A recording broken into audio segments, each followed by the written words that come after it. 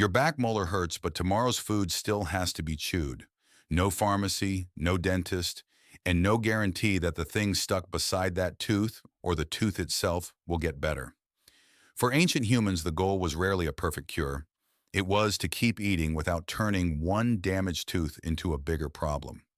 Ancient teeth preserve the damage, not a diary of pain.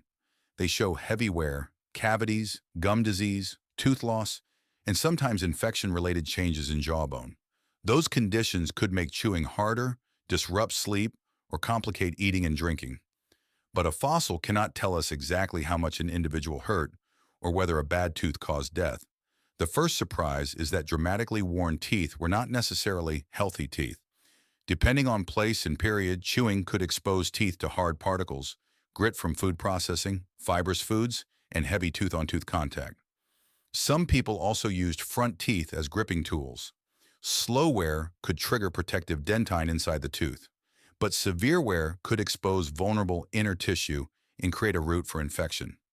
A tooth worn flat might still be painfully alive, and wear was only one kind of problem. A crack is a mechanical break. A cavity is tissue destroyed through acids produced by oral bacteria. Gum disease affects the tissues supporting teeth. Tooth loss removes one source of pain, but also removes chewing surface. An abscess can develop when infection reaches deeper tissues. Ancient mouths did not face one universal dental disaster. They faced different problems that demanded different kinds of coping. A person with a painful back tooth may have shifted food to the other side, avoided the hardest portions, or relied on softer, more thoroughly cooked, crushed, or cut food when that was possible. That is a reasonable reconstruction, not a recorded prehistoric moment. Still, the practical logic is clear. Reduce pressure, preserve calories, and keep going. Help with food preparation may sometimes have mattered as much as anything done directly to the tooth. Then comes a small mystery preserved between teeth. Some ancient teeth, including teeth from Neanderthal jaws with heavy wear and periodontal disease, have narrow grooves on the surfaces between neighboring teeth. Researchers have interpreted some of these channels as the result of repeatedly inserting a slim object.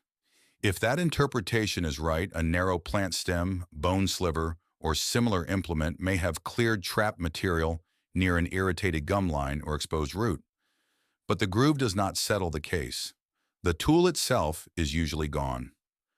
More importantly, recent observations of wild primates show that naturally formed lesions can resemble classic toothpick grooves, even with tapered shapes and fine scratches.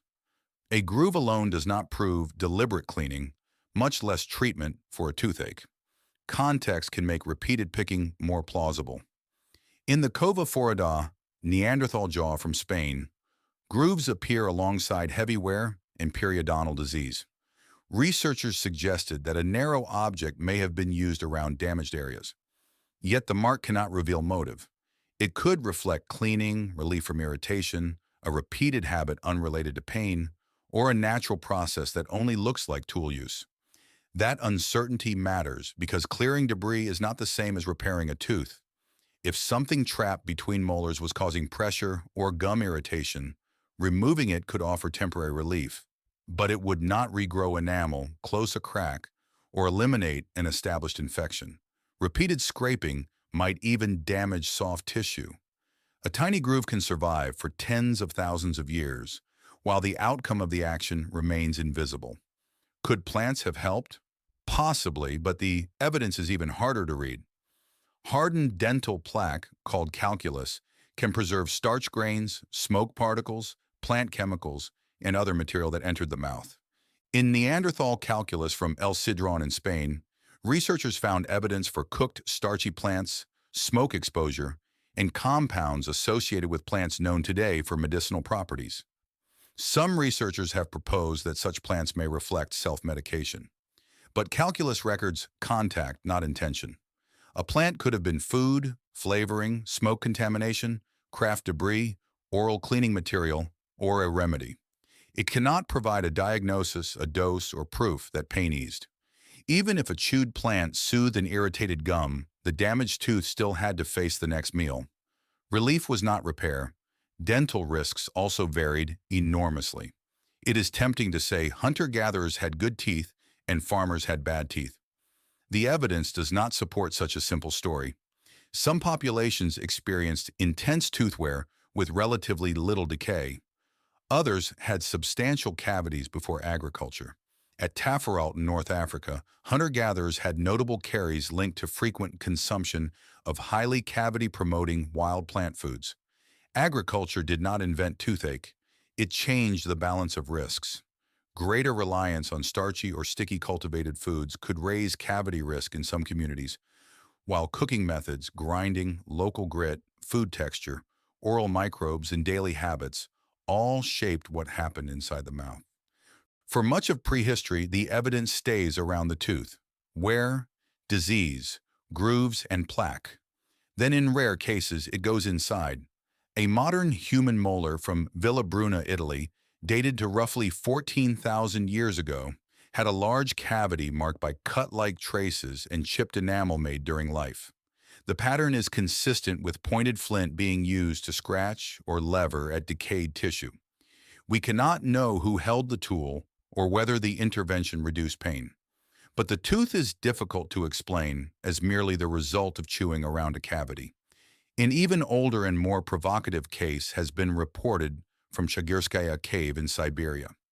A Neanderthal molar about 59,000 years old has deep decay and a large hollow with marks that researchers interpret as traces from a rotating stone tool. Wear on the altered area suggests that the tooth remained in use afterward. If that interpretation is correct, someone deliberately enlarged the cavity, perhaps to remove diseased tissue or reduce discomfort.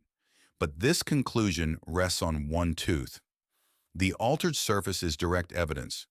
Its therapeutic purpose, the identity of the operator, and the result for the patient remain strong inferences.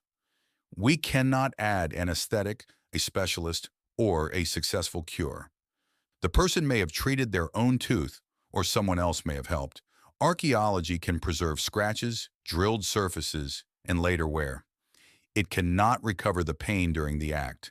By roughly 7,500 to 9,000 years ago, the evidence becomes a cluster rather than an isolated case.